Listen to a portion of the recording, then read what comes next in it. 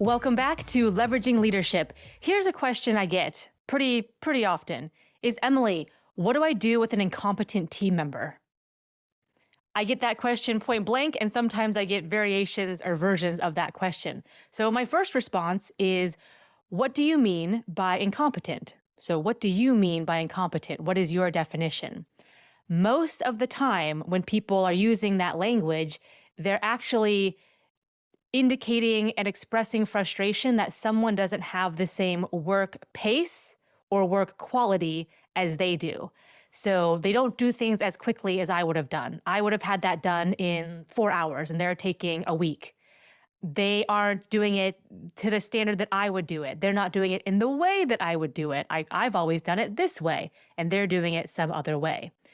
So the first part is to distinguish between, is this a matter of different work style, different work priorities, different expectations, or is it actual incompetence? And the definition of incompetent is not having the ability or capacity or qualification to do what they're being asked to do.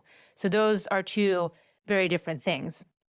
Even if it's in the, hey, we need to align on expectations here, we're not hitting the mark, that's a perfectly valid thing that might need to be addressed, but it's still different than I'm working with an incompetent person. So just wanted to throw that out there because I get a version of that quite a lot.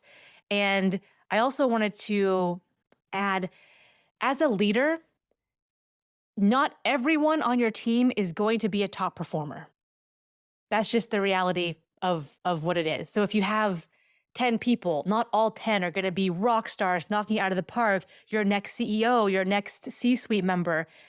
Out of 10, you might get 1 to 3 maybe who are like, oh my gosh, these guys are going above and beyond. They're consistently exceeding expectations. They are the next leadership team of this company. A lot of people are going to be in the middle. And average here kind of gets a bad name. You're like, oh, they're average performers. Well, if they're average performers and they're meeting expectations, they are doing their job. So if you have someone who is consistently and reliably doing their job and meeting expectations over and over and over and over again, you need those people. You need them on your team. So in fact, if you have all 10 people gunning for a promotion, then you have a different sort of problem. So if you have people who are like, look, I'm perfectly happy being in this role, and I don't have any aspirations to get promoted. I want to be here. I want to be respected for what I do, and I want to leave and go hang out with my family. You need people like that on your team. And then you'll have, 1 or 2 people who are underperforming who need attention as well in terms of training or different ways to apply their skill set, et cetera, et cetera. So as a leader, you know that you have kind of these three buckets of team members, and part of your job is to identify them and then address it or reward it or recognize it in different ways or react to it in different ways. But I really want to get across the point that just because everyone isn't as driven as you are, even if everyone isn't doing things above and beyond like you would do if you had their opportunity or if you were in their shoes, not everyone is like you. You're driven. You're a high performer. You're a top performer. You are a high achiever who listens to podcasts like this one to try to get better and learn and grow and get to the next step. So there can be a ocean between, oh, someone is just at a different place in their career. This job means something different to them. They aren't, as driven and ambitious in all the different ways that other people might be. And these people are incompetent. Like, they're no good. They can't add anything. So I just wanted to call that out. Now, in the world, they're on the extreme side of the spectrum.